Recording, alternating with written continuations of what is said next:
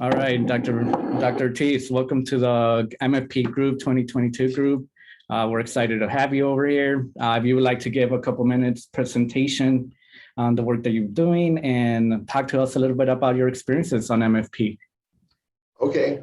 I thought I could answer questions for folks that had questions too. I was just finishing up I wrote an op-ed for The Hill on the dedication of the Mary McLeod Bethune statue, which happened just yesterday in Washington, D.C.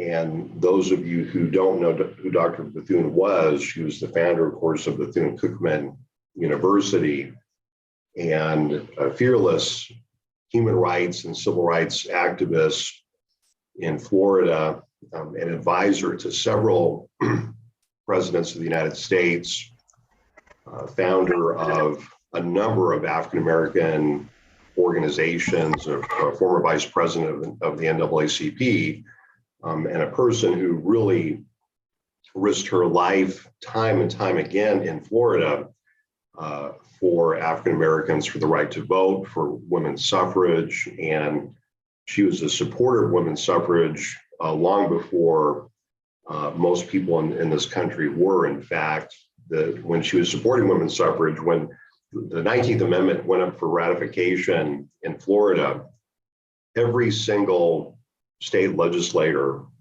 in Florida, who at the time, you probably know, these were all white men, every single state legislator in Florida opposed women's suffrage. And you can use your knowledge of US history to understand why they all would have opposed women's suffrage. There was one exception, and it kind of leads into the Mississippi Freedom Project, because the only exception in Florida was a man by the name of Bill DeGrove. And he was part of the subcommittee that looked into women's suffrage in 1919, 1920. But the state legislature didn't want that report to get out and even be discussed. And so essentially it was tabled. And his great grandnephew, who was named for him, Bill DeGrove, I met in 2008. And right when I was transitioning from teaching at the UC Santa Cruz to UF, Bill DeGrove actually stepped up.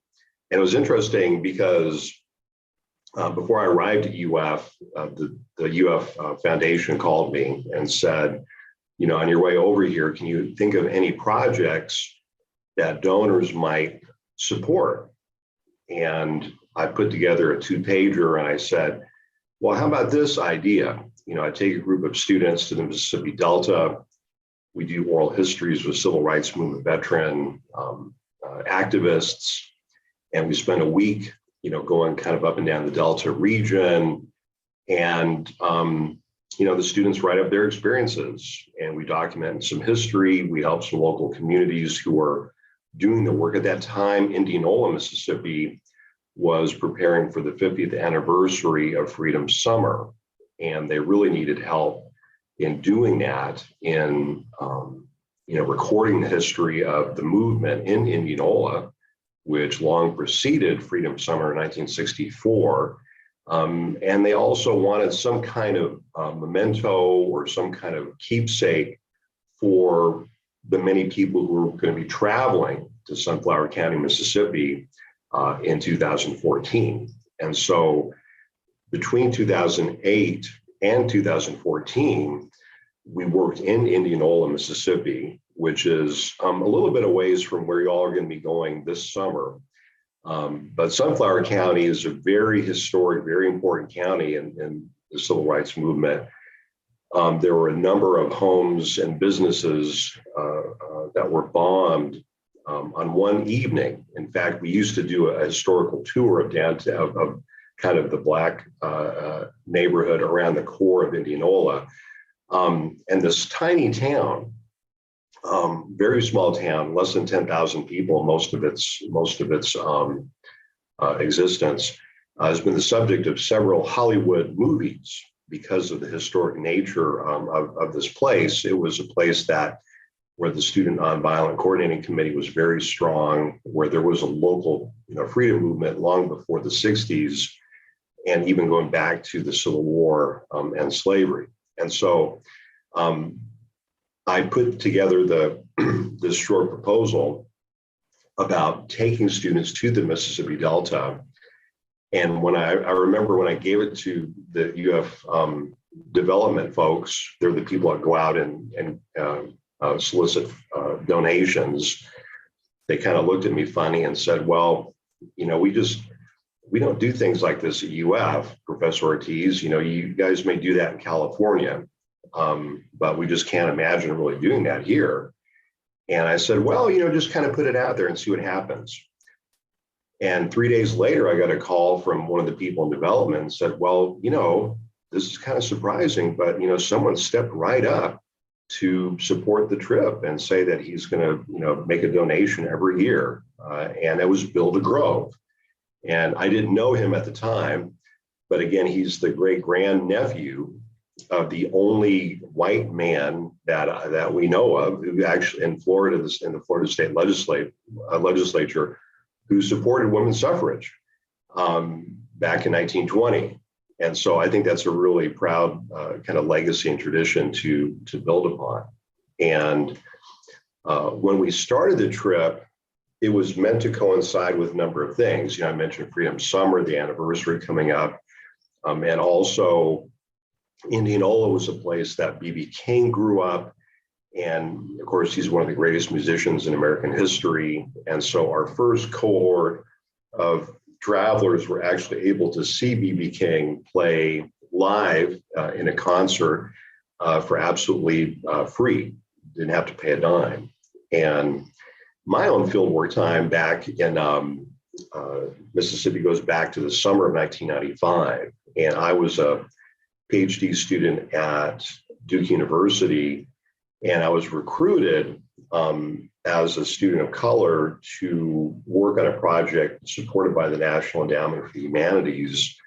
And it was called Behind the Veil, Documenting African American Life in the Jim Crow South. And some of you who are grad students may have read a book called Remembering Jim Crow, which we co-authored. That's one of the things that's come out of the Behind the Veil project.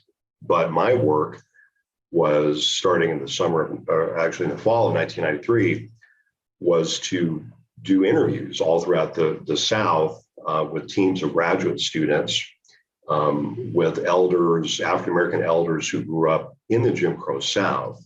And I would both go out and do interviews in places like Eastern North Carolina, the Arkansas and Mississippi Deltas, North Florida, the Black Belt of Alabama, and other places. But I was also responsible for setting up the field sites and making the calls and making the connections. Most of our field sites for Behind the Veil were done in collaboration and led by historically Black colleges and universities. So for example, when we did oral histories in Macon County, Alabama, we worked out of Tuskegee University. And when we did interviews in Tallahassee, and Leon and Gadsden counties in Florida, we worked under the direction of Professor James Eaton, who was the founder, of course, of the Black Archives. And so there's, we generally had 3 to 4 person graduate student teams. And the project, as I mentioned, was designed especially to recruit and retain students of color into higher education. And it was supported primarily by the National Endowment for the Humanities, but also the Ford Foundation. And there were some other foundations as well that we were able to get grant support from. But how I kind of thought about MFP kickstarting it or starting it when I moved out here or out to Gainesville was that when I was doing field work in the Delta, it was just an amazing experience doing oral history. So I mean, the whole Behind the Veil experience for me was really transformative, really life-changing. And a lot of what, as Deborah and Adolfo can tell you, a lot of what I do at the Proctor program is just simply designed to replicate what I experienced as a graduate student, doing field work. We're unique as an oral history program at UF in being so geared towards field work. That is, we don't just specialize in the one-off interviews where we train people to interview someone who founded a church or a mosque or a synagogue and then file the interview and deposit it and write a thesis or dissertation and kind of move on. We like sustained field work, which means that we might work in a community like, say, Indianola for 6 or 7 years, as long as there's interviews to do, as long as they want to provide leadership for us, as long as they, as long as they don't get tired of us coming out, year after year after year. So we love to put, teams together of students, get them off campus. We just did a field site in Pensacola. Adolfo and Deborah have been putting together field work teams to work in different Native American tribes and nations in the Southeast.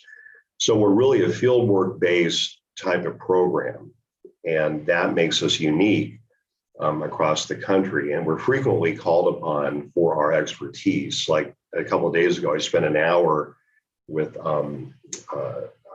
campus leaders at UCLA because they're kind of reorganizing their oral history program.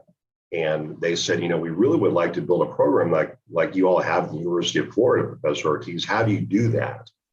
And so we spent a lot of time talking about, the things you do. But getting back to Indianola, I'll tell a couple more anecdotes and just open the floor for questions.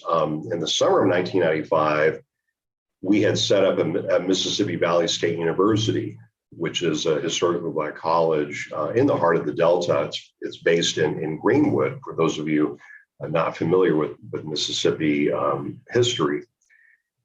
And we ranged pretty broadly. We had a three-person graduate student team doing interviews. And so sometimes we do interviews together, but usually we would kind of split up during the day and go to, one person might go to Itabena, where Fannie Lou Hamer did so much work. Another person might head south or west over to Greenville, which is on the kind of the footsteps of the Mississippi River.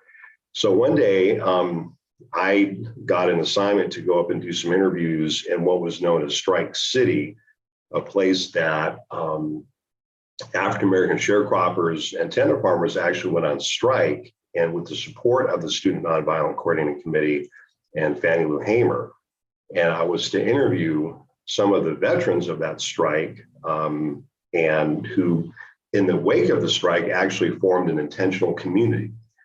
And with support of the movement, were able to purchase land and actually set up their own kind of small farming co-op community.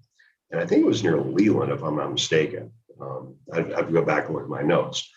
But on my way over there, I got lost, completely lost. This is the years before GPS or cell phones or anything.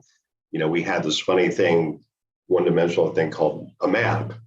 And if you misread the map, then you're going to go in the wrong direction unless you stopped and asked for directions. And so I obviously misread my map. I took a wrong turn and I end up in this town. And I'm coming to this town, which I've never been to, but I recognize from my readings in the civil rights movement and in listening to oral histories of the movement, and it's Indianola, Mississippi. And I drove into this town. I said, my God, I'm in Indianola. I have no idea, I don't know anyone here, but I do know a little bit of the history of the town. And so I drove into the town and I thought, well, I need to stop and ask for, directions of some kind. So there's a service station at the, right across the railroad tracks, and it was called White's Service Station.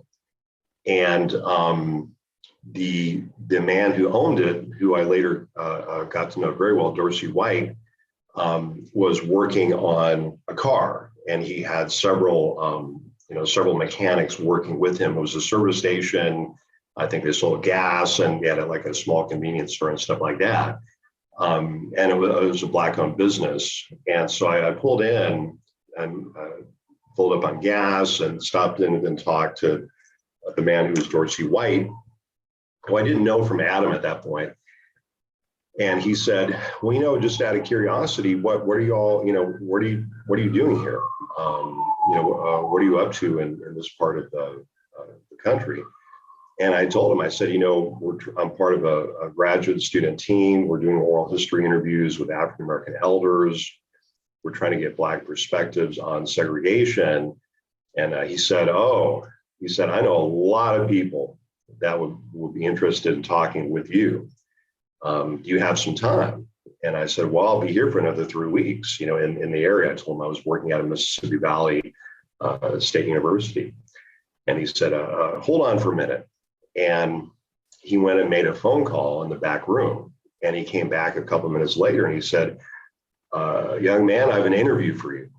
And it's in a town. And to this day, I can't remember where the town was. And he said, this is how you get there. I'm not going to give you a home address, but I'm going to tell you where to stop. And you're going to stop in this parking lot next to this barn or next to the water tower or something. And you just wait there and someone will pick you up to go do this interview. And so I said, sure. It seemed like a bit of an unusual arrangement, but anyway, I did it. I drove it. It was about 20 miles away, went out, stopped in this parking lot, and it was actually next to a water tower in a very small town. And a gentleman came and picked me up and did an oral history interview. And it was a remarkable interview. I'll never forget it. A man who had been involved in the freedom movement, but his parents and grandparents were Black landowners. They had fought the Klan, year after year after year, who tried to burn them out and shoot them out of their property, out of their farm in the Upper Delta, and told me these just incredible stories. And did about a two and a half hour interview, and then later that night drove back to Indianola to kind of report in with Dorsey White. And he said, well, he had a really gruff, low blood. How did that interview go? And I said, it was an amazing interview, and he said, well, if you're interested in stories like that, we've got plenty more of them here. And so really for the next 3 weeks, every morning I drive out to White Service Station in Indianola, and he would give me an assignment. And I'd go and do an interview in a town I'd never heard of in my entire life, and somehow got to all those places, Deborah, without GPS. But he would give me very explicit directions. And it was just amazing because when people found out what I was doing, they just really kind of adopted me. I stopped having to pay for meals. Some places I even got free gas because people said, if you're going to take this time to document the history, the real history here, and you don't just want the Hollywood story, then we're going to make sure and support you. And it was just an incredible experience. And so I also had one more experience in Birmingham, Alabama, which I'll share with you and then just kind of open it up for questions. And we were working at the Civil Rights Institute, which I know, Ronan, you've been talking to folks there and trying to set something up. And at the time, the director of the Civil Rights Institute, who I think has passed now, it's really interesting because a lot of the people that I worked with by the time MFP started in 2008 had passed on. And we were working initially with their children or grandchildren. And in fact, your first stop this year is going to be at the home of Thelma and Sam Dixie Jr. And I knew their parents, Sam Jr.'s parents, from the summer of 1994. And Sam and Laura Dixie, the parents, owned a home, 1111 Tanner Drive, which we'll be at in a couple of weeks when you have lunch and barbecue and fish and stuff at the Dixie's home. But remember, when you go there, that was the family that hosted Dr. Martin Luther King Jr. when he came to Tallahassee. And the reason that Laura and Sam Dixie Sr. hosted Dr. King was that the home was in the heart of the Black working class community in Tallahassee. Those of you familiar with Florida A&M know it's called the Gaither neighborhood now, because the big golf course named in honor of the great African-American football coach. One of my dear friends, Derek White, who's a professor at Kentucky, wrote a wonderful book on Jake Gaither and what he meant to the Tallahassee community, what he means to college football and HBCUs in general. So the home that you're going to was the home where Laura and Sam Sr. hosted Dr. King, and they were trusted with that task because they could defend him. They were in the midst of a community that was able to defend itself against the Ku Klux Klan. Both Laura and Sam Sr. were frequently armed. And that was something that was a prerequisite, because even though Dr. King was an advocate of nonviolence, people around him had to be there to protect him. And so some of those people were armed. And the same thing with Dr. Bethune, by the way. And I'll share with you the link to the op-ed I wrote for The Hill this morning, but frequently, and I learned, and this is one of the great things you learn through oral history, you learn things through oral history you will not read in a book. And one of the things I learned was, and I'm putting the op-ed here in the chat bar for y'all. One of the things I learned through interviewing Dr. Bethune's former students was that she always had a gardener. And the gardener, would do landscaping, plant flowers, water the garden and stuff. But frequently, the gardener was also armed.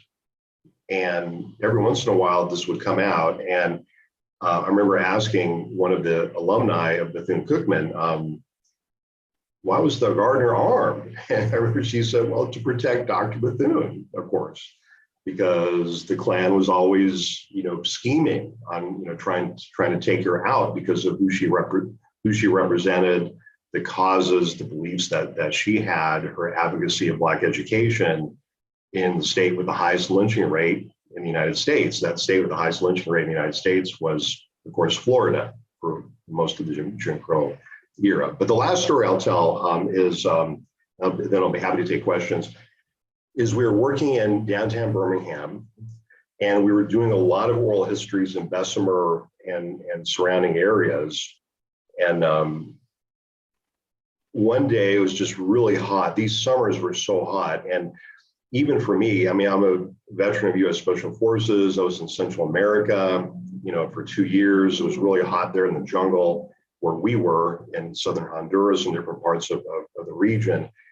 But, the Delta is, as you'll find out if you don't already know, is really hot. And so, but over in Birmingham was hot too. It was a very hot summer. And so one day, I was really finished an interview. I got really hungry, and it was Thursday, so I stopped in a small restaurant to get a bite to eat. And so right away, I could tell. I looked at the menu. It was a small diner. It was near the 16th Street Baptist Church. It was near the Civil Rights Institute. And right away, I could tell, it was owned by the Nation of Islam. And there's a lot of copies of The Final Call there. And I was the only person in the diner who was not Black, which was also a frequent experience for me, during the field work in the Deep South. And so, I looked at the menu, I made my order, it was all healthy food because, that's what the nation is really into. And as Deborah can tell you, I'm not always into healthy food. I'm I can be a fast food aficionado. And as you get older, though, healthy eating becomes more and more important. So anyway, I, put in my order, and a couple of minutes later, a gentleman walks over and to start up a conversation. It turns out he's the proprietor, he's the owner of the diner. And he said, just out of curiosity, what are you, what's your business in Birmingham? He said, we just don't get many people who are not Black who come in our restaurant, because people know, what our restaurant stands for. We're, we're members of the Nation of Islam. And I told him, I said, we're part of a team, and we're documenting African-American history, and we're trying to get Black perspectives, what segregation was like. He said, you're only interviewing Black folk? And I said, yes, sir. He said, and I said, we're not interviewing any white people because their perspectives we already know their perspectives. We get their perspectives every day about what Jim Crow is about and segregation and stuff like that. We're just interviewing African Americans. So he kind of stopped the conversation and he turned around to his staff and he said, look here, every time this young man comes in the restaurant, he eats for free. We will pick up the tab because he's here to document our history and to tell our side of the story. So his money's no good here. Anytime he's hungry, he needs a meal, he comes in, he eats for free. And so he sat down and we talked a little more and, I thanked him and, he thanked me for my work. And then we kind of went on from there. And I think that we were in Birmingham for another 2.5 weeks. And I learned how to love bean pies, very healthy. And, also unsweetened tea, which I'm, as Deborah knows, I'm a very big aficionado of sweet tea. But again, a healthy menu, healthy diet, healthy outlook. So anyway, I just want to kind of replicate as much as I can those types of experiences, being in places that you don't know, learning things, taking risks. In oral history, we can't do the safe spaces thing because it's not a seminar, it's not an environment we control. And that's where the learning takes place when we get outside of that kind of experience. And so I'm just really excited for you all this summer. I wish I could go with you, but again, I got the call from Dr. Ibram Kendi, and we're doing this work in DC all summer, and was not able to get away for a long enough time period. But I'm just very, I've looked at all of your, looked at the booklet. It looks fabulous. I'm so excited for what you're up to. So I'll be happy to take any questions you may have or any thoughts or experiences.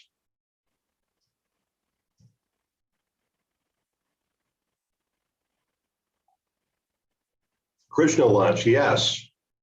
Love Krishna lunch. My wife actually was a student at UF here in the 70s, and that's her fondest memory of UF back in those days. Sebastiano, you have your hand. Do you have a question? Yeah, I got a question, Dr. Ortiz. If you could speak, I don't know, I'm too much of a geek for the history of things, but I wonder if you could speak a bit on Margaret Black and like what it was like being there with her. Because I've heard you and others really say that Margaret Black is and always will be like core part of like MFP and what it stands for. So I was just wondering if you could share a bit about her, like what you think will be relevant also to like our experience going to the Delta. Yeah, Margaret Black became a dear friend of our program, and she was our guide into LaFleur County, Washington County, Bolivar, Mississippi.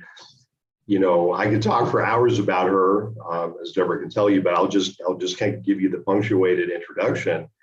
So Margaret grew up near Bolivar, Mississippi, and she was the project leader for a long time for the Student Nonviolent Coordinating Committee in that part of Mississippi.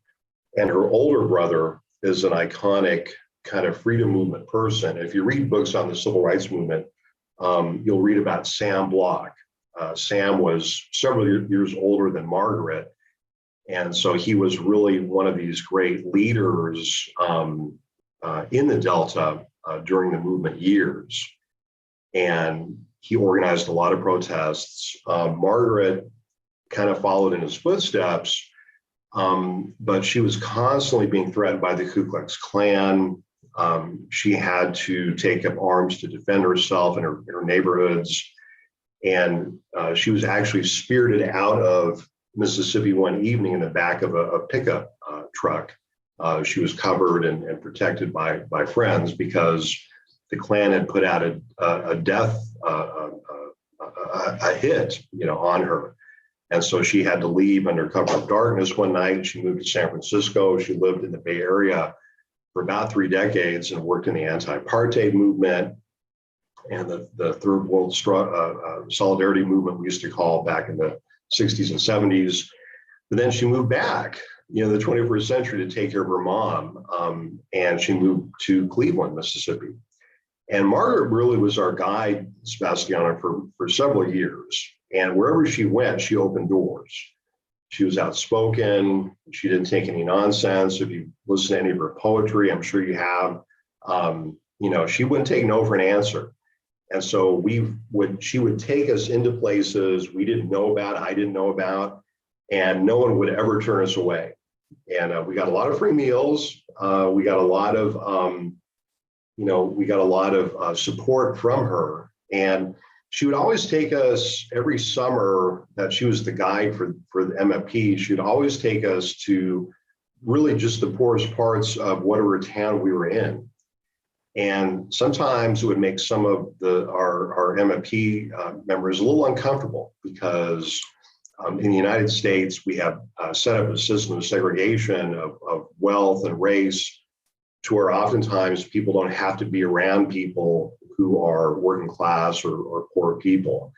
And Margaret would take us to, she would take us to literally the poorest part of Greenwood, the poorest part of Idabina, the poorest part of Cleveland.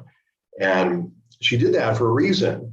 And she told us, she said, I want you to understand who the real leaders of the civil rights movement were and are.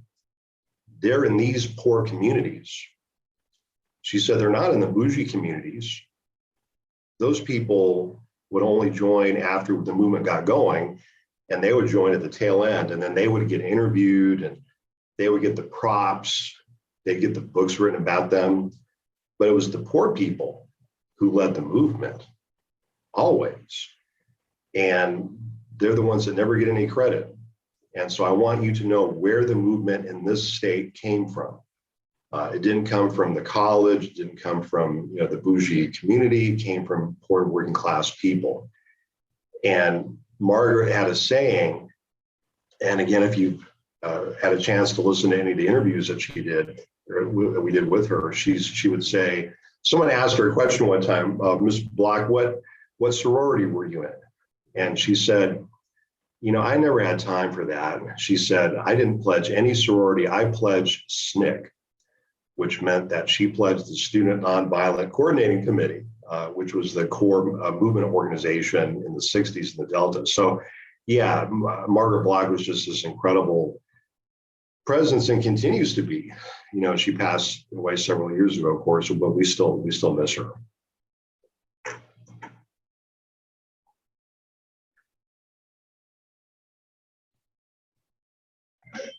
So for this meeting today, we had read the first two chapters of A Stone for Hope by Mayor Johnny Thomas. That's the mayor of Glendora in Mississippi. So when I was on the MFP trip last summer and we went out there, I've kind of been wondering how we first got acquainted with Mayor Johnny Thomas, maybe when the first time we went out to Glendora was. If you could talk about that, Dr. Ortiz. Well, we'd have to dig into the documents, Ron. That's a great question. Margaret Black, though, took us out there. And I remember that she was the one, we may have been to the museum, we may have went to the museum initially, but Margaret was the one who introduced us to Mayor Thomas. They'd known each other for many years. And she knew members of the Emmett Till family, and so did Mayor Thomas. Members of the family and their friends, still live around Glendora, Mississippi. And one of the things that you all will be doing is Mayor Thomas will be leading the vans on a kind of a trip, a tour, if you will, of the different sites of where Emmett Till, where his people lived, but also where he was abducted, tortured, and then murdered. And so the museum in honor of Emmett Till was something that Mayor Thomas and others from Glendora had started. When we first went there, they had just converted this old cotton gin into a museum. It did not have air conditioning. It didn't even have a lock on the door, Deborah, and you could just literally walk right in. But you couldn't, to get to the museum, you had to go through the town. And as soon as in a lot of these Delta towns, it's very similar to other parts of rural America, or even rural Latin America where I've been, where you can't just drive in or walk in without a lot of people knowing you're in town, right? And so people, even though the museum wasn't locked, people knew how to keep it safe. And so Margaret introduced us to Mayor Thomas, and he asked us if we wanted to take a tour. And this is amazing to think about, Ronan, because this was before the markers came up. In later years, the museum got a grant from the Smithsonian and was able to install air conditioning, climate control, glass cases, things like that. But when we first went in there, it was just a big abandoned cotton gin. That was a community-based museum.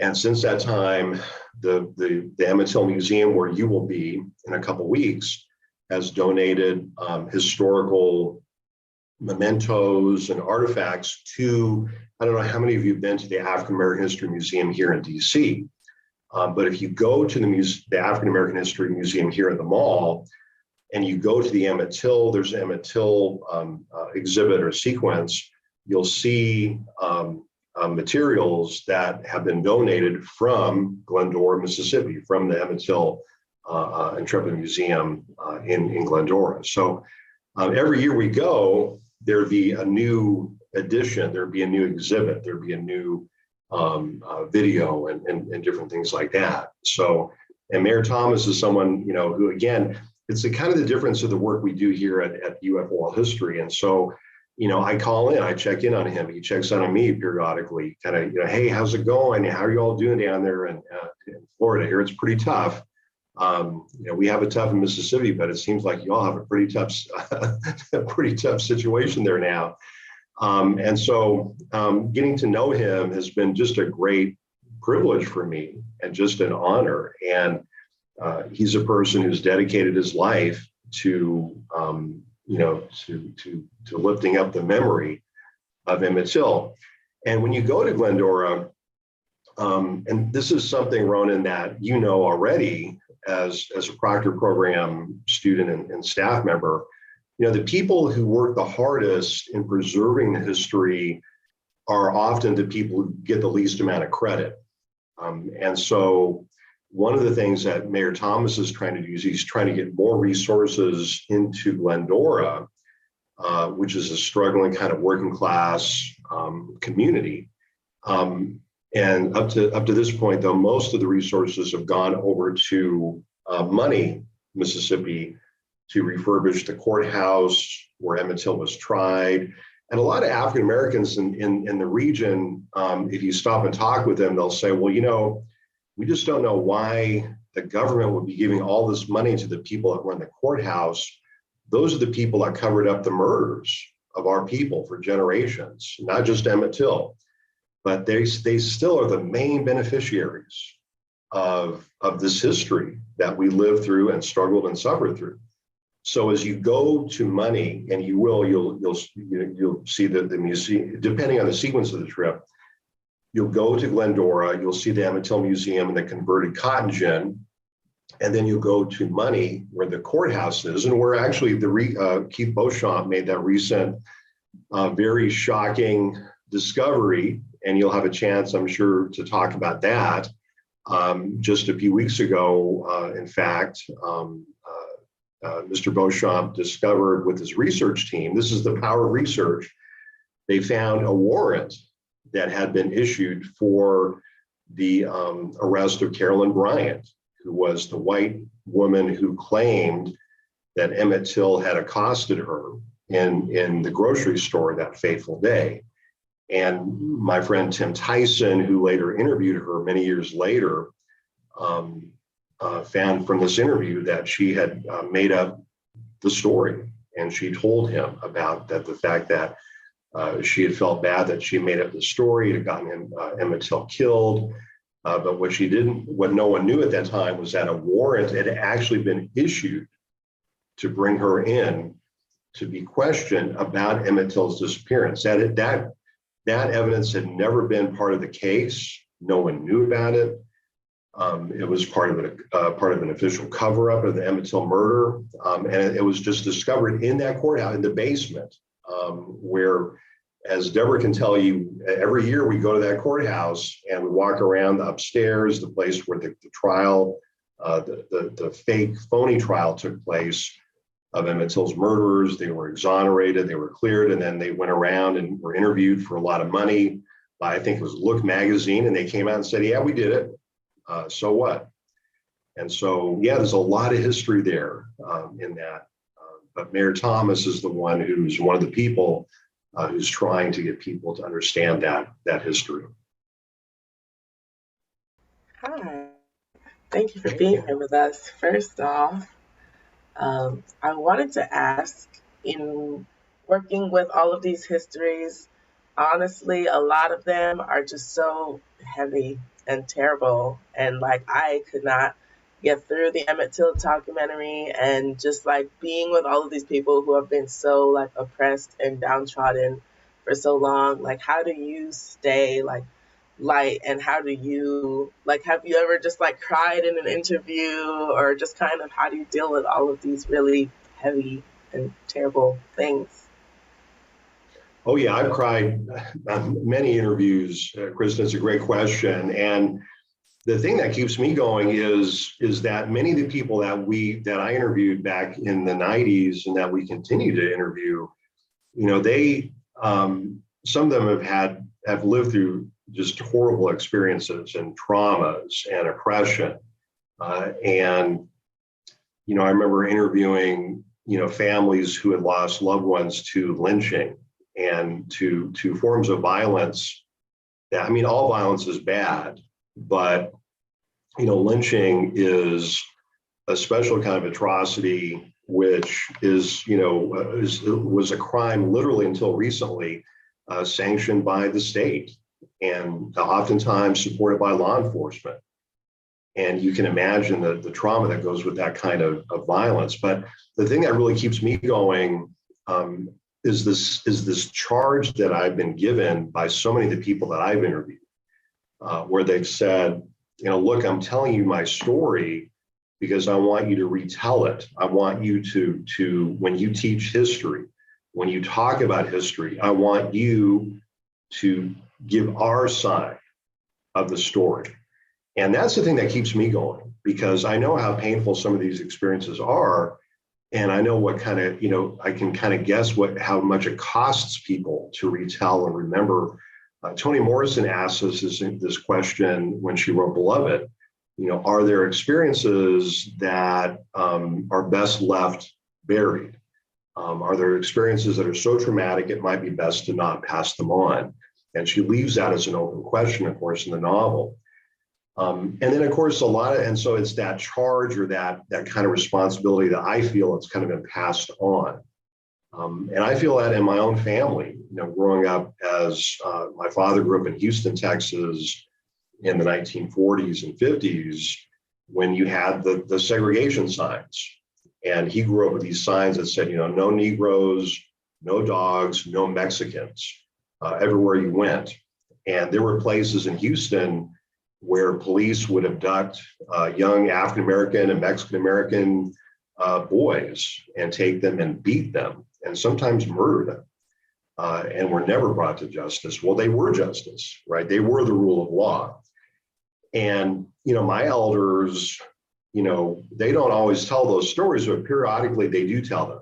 And when they tell them, there's a moral lesson in the story. And again, they've told me those stories with the assumption that I'm going to pass those stories on in a very appropriate, you know, kind of reverential way to honor their experiences as survivors, because we are all ultimately survivors of an unjust system.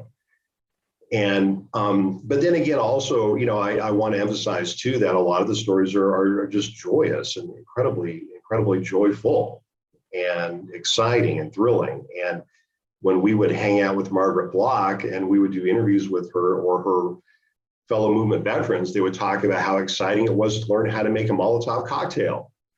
And a lot of my students would be like, what is that, a Molotov cocktail? And Margaret would describe that in great detail. And she would talk about how cool it was to be able to turn the tables on the Ku Klux Klan and what it felt like to, and, you know, Laura Dixie, when you're at the home of, I mean, Laura and Sam Dixie have long passed away. but the excitement of just watching my students talk to Laura Dixie about organizing the Tallahassee bus boycott. And she would talk about how she would walk to the different bus stops. She was a CNA, a certified nursing assistant, and she was known, and when she passed away, I had the great honor of speaking at her memorial at Bethel Baptist Church. And she was referred to as the mother of the movement. This is a woman who didn't have a college degree, a person who adopted generations of students from Florida A&M, who took them into her home, who again hosted Dr. King, who was the movement person, literally.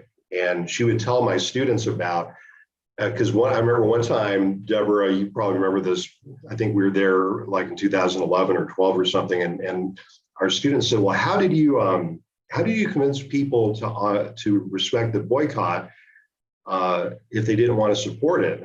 And she kind of would get this look in her eye, and she'd say, well, I just used a convincing tone with them.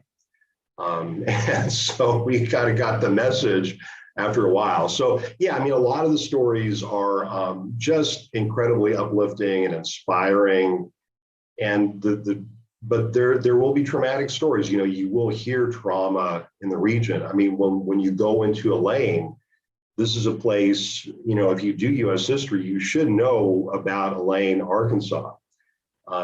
And we were invited there in 2019, or leading up to that, maybe in 2018. But, you know, the oral history program was invited to literally help commemorate and remember and document and to analyze and talk about the 100th anniversary of the Elaine Massacre, this event where federal troops poured into this region and shot Black people down in broad daylight and took their property away from them and gave it to wealthy landowners in Helena, Arkansas.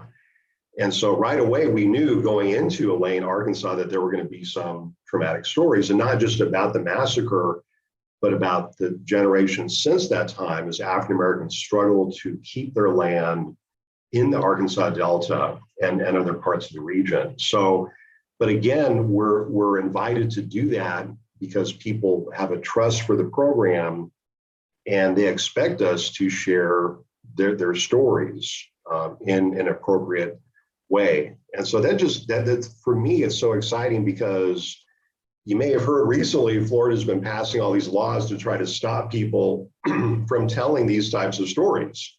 Or if you talk about racism, you're not allowed to talk about racism as a system. You have to talk about it as an individual choice. And one of the things that oral history does is it tells you right away, you have to talk about racism as a systemic form of oppression. And you know, next week I'm doing a session at the Critical Race Theory summer workshops with Kimberly Crenshaw, and we talk about racism and the struggle against racism as being part. You have a system of oppression, but then you have to form a social movements to overcome it. But unless you understand racism as a system, you never understand. You have to organize to defeat it. That's the lesson of the Student Nonviolent Coordinating Committee. And I think going into Mississippi, one of the things I wanted to do was to show my students back in 08, 09, et cetera, that, you know, you may see a lot of poverty around you. You may see food deserts. You're going to see a lot of things that are going to be disturbing. But at the heart of the Delta, both the Arkansas and the Mississippi side, is just Black courage, Black resilience.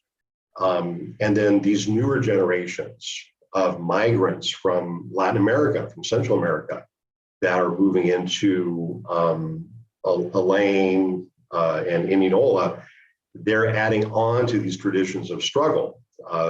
Many of them are refugees from Central America. And so it's just, and then the culture of the Delta, I remember years ago watching this documentary. I don't remember the title of it, but it was a documentary about B.B. King. And one of the sequences in the film was he was going to do a concert in, I think it was Poland or an Eastern European nation. and people were lined up around the block, thousands of people to go and see this great musician. And the interviewer was walking along the line and talking to people and saying, do you speak English? Do you understand what he's saying? And this one man, I remember, kind of grabbed the mic from him and said, I don't speak English, but I understand what he's saying in his music. His music speaks to my heart. And that's the power of Black culture, the universal power of it, rooted in the Delta. Insofar as people know the best of this country's traditions, talking about the US, it comes out of the Mississippi Delta. And, whether you're talking about, and also I have to put in the plug for Bo Diddley, even though he was further south than Macomb, he is part of that Mississippi tradition of culture. And it's not just the skill of the musician that's important, but it's the universal power of storytelling.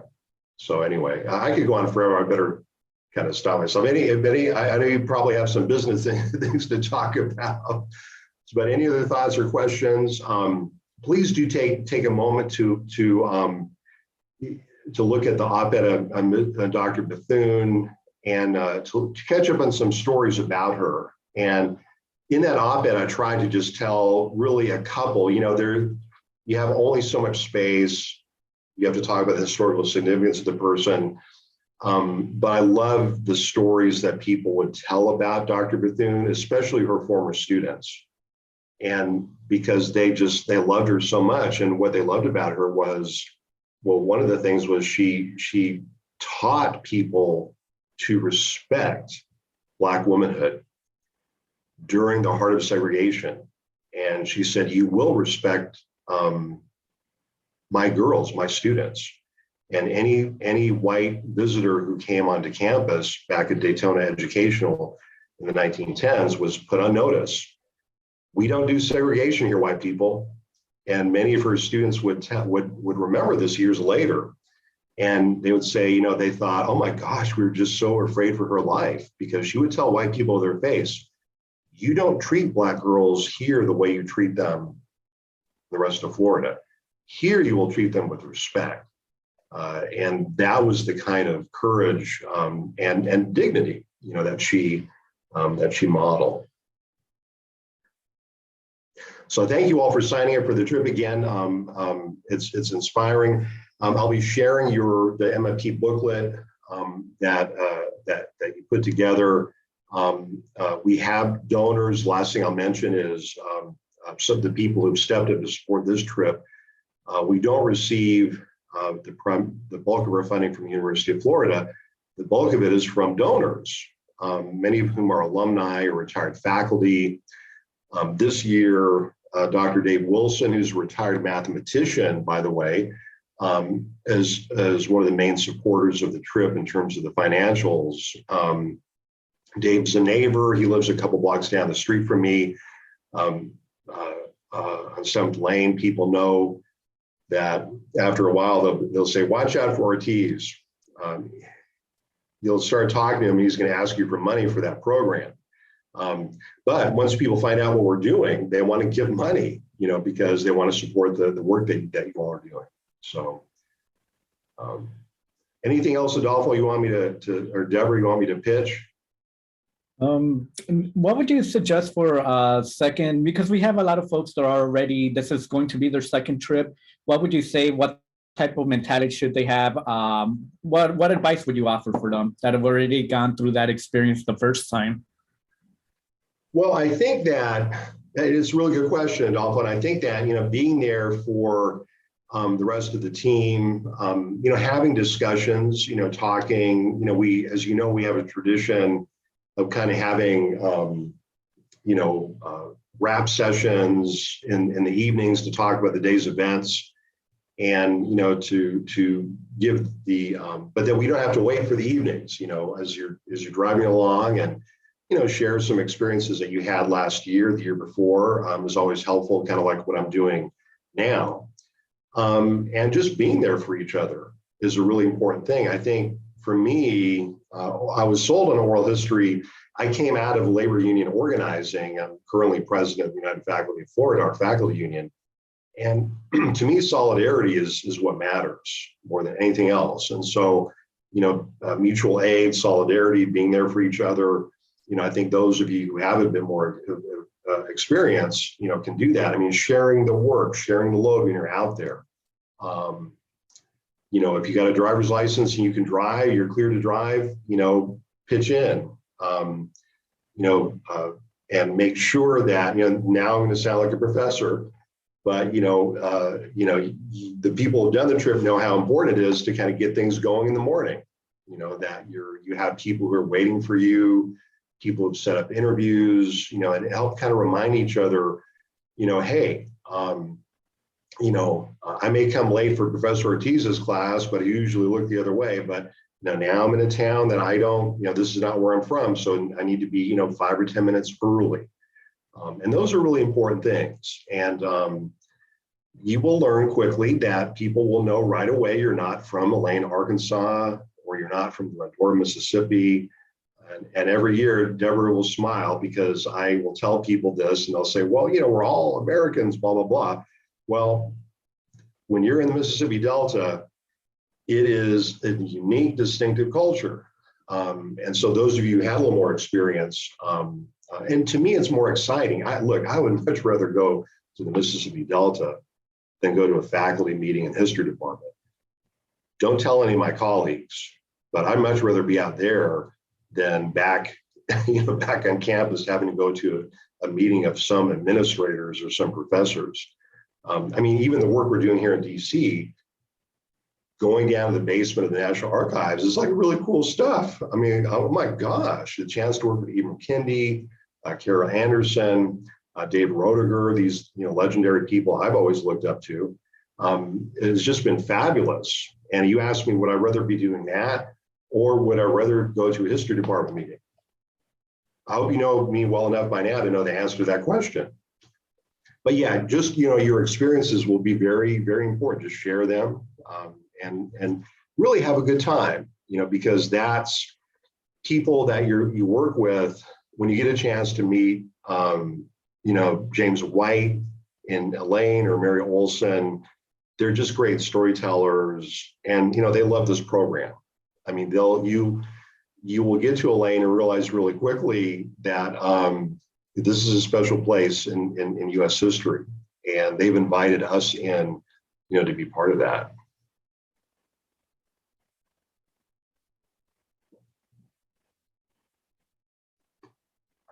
Take a lot of pictures, do a lot of social media posts, and I'll be following you from afar up in DC, and I'll share your work with Ibram and other people. I always love to brag on our program. So just do great work. I'll put my cell phone number, Adolfo, in the chat if anyone wants to talk to me one-on-one. Would welcome it. And I'll give you my Gmail. It's here.